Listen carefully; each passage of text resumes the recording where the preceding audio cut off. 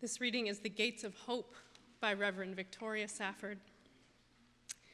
Our mission is to plant ourselves at the gates of hope, not the prudent gates of optimism, which are somewhat narrower, not the stalwart, boring gates of common sense, nor the strident gates of self-righteousness, which creak on shrill and angry hinges. People cannot hear us there. They cannot pass through. Nor the cheerful, flimsy garden gate of everything is going to be all right, but a different, sometimes lonely place, the place of truth-telling about your own soul, first of all, and its condition, the place of resistance and defiance, the piece of ground from which you see the world, both as it is and as it could be, as it will be. The place from which you glimpse not only struggle, but the joy of the struggle. And we stand there beckoning and calling, telling people what we are seeing, asking people what they see.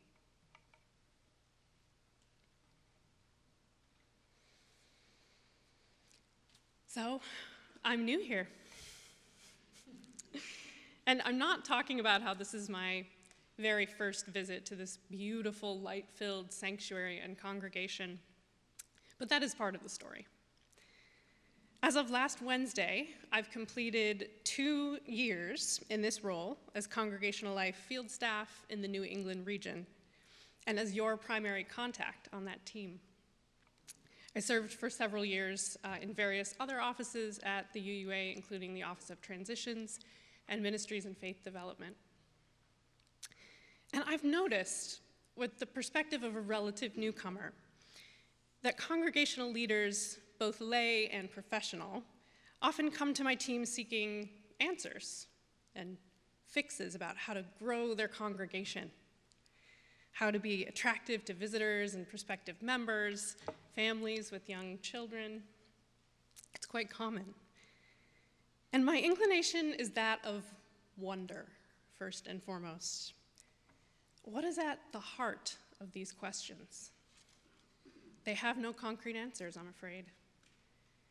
Is growth in numbers of members the true goal here? And if so, why? Getting to the root of this question is sacred work, often unearthing other questions that swirl in the hearts of congregants, such as, what will happen to this congregation when I die? What is my and what is our legacy in our community? I have heard Reverend Vern share about your commitment to providing food and housing for members of your community, no questions asked. Allison gave me a tour this morning. I saw the thrift shop, all the rooms where you meet and gather and share fellowship and also worship. You are a pillar of the Attleboro community on this row of churches. And this political moment has sparked realizations and re-realizations that we need each other now more than perhaps ever before. We must ask ourselves over and over, how will we meet this particular moment? The running joke on our staff team is that I have a random grab bag of questions at any given moment, because I'm still learning, yes, and also because I am insatiably curious by nature. That is part of the ministry that I bring to share with you today. You may have noticed the title of the sermon is a question, what grows here? And let me be clear, I did not come here to tell you what grows here. Those are your stories to tell. You're the expert of your own situation, and you're in touch with the voices of your neighbors and community. I can't wait to hear more at coffee hour. Please tell me what your experiences have been here. Tell me about the magic within these walls that extends out. My hope is that today will be a milestone in our ongoing relationship that will sow seeds for a future that has yet to unfold. As much uncertainty as the future holds, and as much turmoil as we are witnessing in the news day after day, moment after moment, it seems. We're experiencing this in our daily lives as well, in the lives of those in our communities. What is certain, though, is that we are not alone. And we light the path together for one another. Having served as a lay leader in a congregation in Massachusetts, not too far from here, I was somewhat familiar with what my New England region colleagues call the practices of spiritual leadership. I couldn't directly name them or list them, but we were implementing them in our congregation. Maybe not intentionally or perfectly, or maybe not even particularly adeptly. And that's why we practice grace for one another. Like when it took me a second try to light the chalice this morning, we practiced grace. But we were trying as a community. And I think many congregations, including this one, will find that they have historically engaged the sacred work of these practices without even knowing it consciously. So I'm talking about these 5 tenets, which I can now list off. Centering the gifts, doing our inner work, tending to tradition, covenanting, and faithful risking. Spiritual leadership is powerful because it can be practiced by anyone who is committed to being accountable within their community. Social status, professional credentialing, level of wealth, education, they're not determining factors in whether or not someone has capacity to lead from centered spirit. Spiritual leadership is our birthright as human beings. And we as Unitarian Universalists who are on our own individual and collective searches for truth and meaning in this interconnected web of existence are practicing daily what it means to be an ever-evolving human with tools in our garden for a responsible tending journey. Centering in gifts. Sometimes centering one's inherent gifts and skills can feel like it exists on one pole, while leaning into more of our own growing edges and places we want to explore teeters on another. What I mean by that is that sometimes we expect one another's gifts that we might bring to community, to congregations, to book clubs and work, right? We bring these as services to our community as a volunteer or an employee even to directly align with our professional work experience and what we've always done. However, church can be a place to explore dormant or previously undiscovered identities or interests and acts of service. We transform here in place. Let's make a point to deepen into relationship with one another by checking in regularly at coffee hour, yes, but also at the beginning of meetings, on the phone on a random Tuesday, while out on a walk in this beautiful neighborhood. What questions lie in our hearts about our purpose in this rapidly changing world that begs for the care that we are uniquely positioned to provide?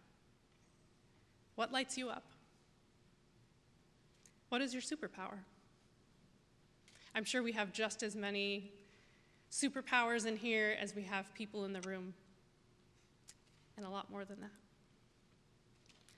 Through keeping these communication channels open, we are accessing the power that is our community. We can provide pastoral care to one another. Perhaps by starting small with these conversations, we might strengthen our network of mutual aid, which is how many communities meet their own needs in times of struggle, when they know no one else is coming to save them, right? The fractal possibilities are endless when we begin with a mindset of abundance. What do we have? What do we have? And how do we share those resources for the good of all? Doing our inner work.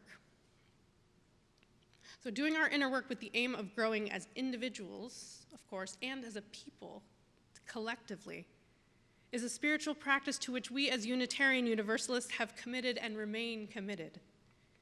Every time we covenant with one another, we commit anew. Like waking up every day and consciously choosing to be in relationship with a partner or to be a member of a congregation. I believe growth is the younger sibling of transformation. To really be open to an experience and to lean into curiosity rather than judgment. to deeply want to know a person, to really want to know them and their complexity, might lead to love blossoming. And love is what transforms us. We experience the divine when we allow love to transform us. But it must be intentional, and it must be a practice.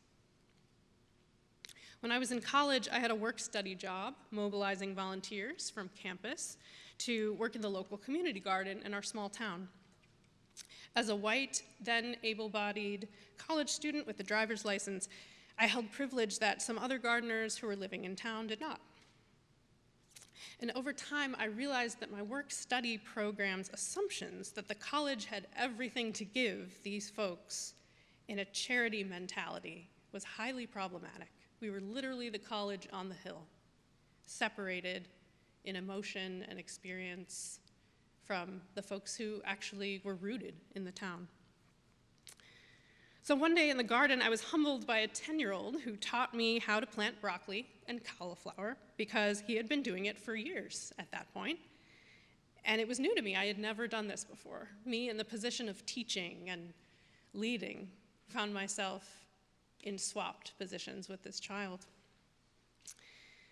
I'm not sure I expected to learn from anyone so young, to be honest. I figured I had the skills and perspective to teach, and so I had a really important lesson that I learned that day. And I'll tell you, it happens in every single congregation that I visit, because this is our association. In that same garden, I learned the meaning of the word radical, the radical that's spelled with an L-E on the end and not the A-L. So L-E means root. And in 2026, it is radical with an A-L, to be rooted in reciprocal, mutual relationship. Billionaires want us to be siloed and die trying to pull ourselves up by our bootstraps, and we resist by radically rooting down where we are. So what does growth mean in this context? We grow down, deeper, drawing our circle of concern wider to more and more folks. Growth may not mean more people come through the doors, though it's lovely when they do. But it has to mean that we spread our tendrils out those same doors. We must keep reaching for one another and keep reaching for folks who are not yet here. Tending to tradition. I call that church free, which is not bound to the present, which cowers not before the vaunted spirit of the times. It earns and creates a tradition binding together past, present, and future in a living tether, in a continuing covenant and identity, bringing forth treasures both new and old. Unitarian minister and theologian James Luther Adams. Many of us engage in the practice of reflecting on our own lives, mistakes, regrets from our past, whether or not we are behaving in accordance with our values. And as we do this for our individual selves, so must we do this for our faith tradition. What about our Unitarian Universalist history do you know? And which parts of that history are you proud of? There's plenty to be proud of, but what mistakes have been made and what can we learn from them? How might we incorporate those lessons into the choices that we make now and moving forward? And if you're sitting there thinking, I don't know anything about Unitarian Universalist history, that is totally fine. There are many places that you can look and people you can ask, and you can ask me how to connect. We're called to be responsible stewards of our history in order to be faithful guardians of our future. And we have enjoyed so much of the harvest that our ancestors have tended, and so we're tending our own soil and bounty now. I'm wondering what other seeds may we sow as we look to the future of not only our own congregation, but of our faith movement as a whole, and its role in the lives of our chosen families, in Attleboro, in neighboring towns where you may live, in Massachusetts, and in the wider world. Next is covenanting. Covenanting is our sacred practice of committing to one another again and again in all of our imperfections and mistakes with the goal of being in vulnerable and accountable community. Covenanting is the magic, I think, of Unitarian Universalism. This is the practice that fortifies us in our relationship with one another as we come together across identity, across religious upbringing and personal theology. Together we covenant to affirm and promote our shared Unitarian Universalist values in our complex world. But covenant is more than just a written statement. It is a practice, just like love. It informs all we do and is the container for us being together. Covenant allows us to come and stay together in alignment about our purpose, even though we may have different opinions about how to live out that purpose. It is the soil from which spring the fruits of our labor. So to this end, I ask, do you have a congregational covenant that you have created together, co-created? What might it look like to have a covenant that is present in committee meetings? Right? You say your commitments to one another before you do the business. In your connections with sibling congregations, is your covenant present? Do you have a covenant with them? What about in your annual meeting or discernment of the goals for the year? Right? Every part of church is holy in this way. How we promise to be with one another shows up in every aspect of congregational life and our involvement in our denomination. Everything we do is faith formation. So this promise, the promise of covenant, the promises of covenants we have with other churches, religious institutions, not in our faith, but in the wider, greater community. That's the lifeblood of our faith and of us as human beings. Faithful risking. In a recent webinar about how Christians can mobilize to protect our LGBTQ plus siblings in this political moment, the UU Reverend Michael Slack shared, "If longing is the spiritual and emotional tug of love, then risk-taking is the tangible, accountable embodiment of that love." I think I try not to speak for anyone else, but I might speak for many of us when I say that nothing really feels certain anymore. Across Christian denominations in the US, church attendance is declining. But I will say that is happening less in Unitarian Universalism than in other Protestant traditions. We're still really feeling the effects, though, of demographic, economic shifts, and church is no longer the center of society and culture as it once was in our dominant culture. What has not changed is the human tendency for meaning-making, though. We're still all striving for community that wants to make a difference for good in an aching world.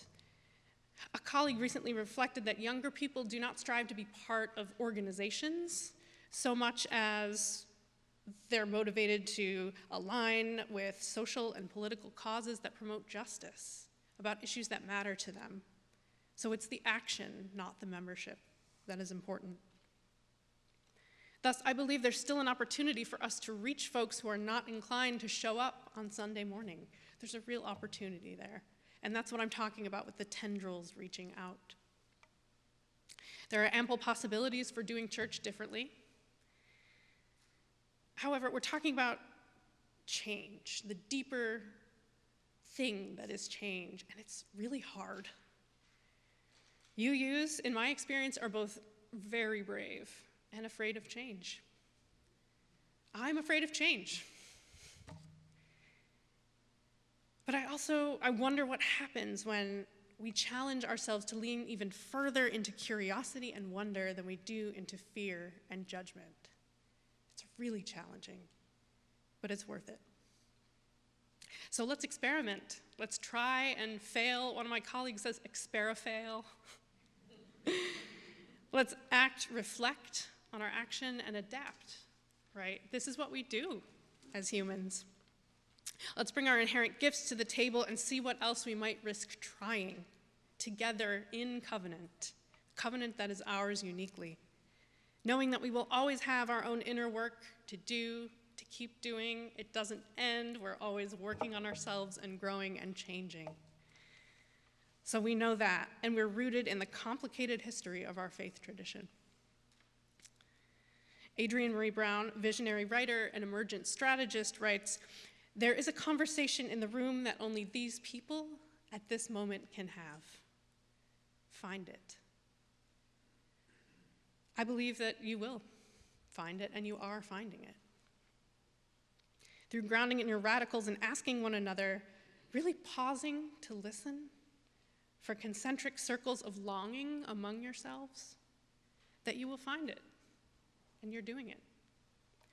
It takes courage, tenacity, and tenderness to open ourselves and our hearts to one another.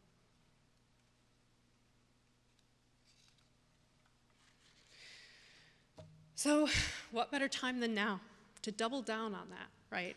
To ground ourselves in relationship and to see what else we might cultivate in the garden of our faith. Now is the time. May it be so.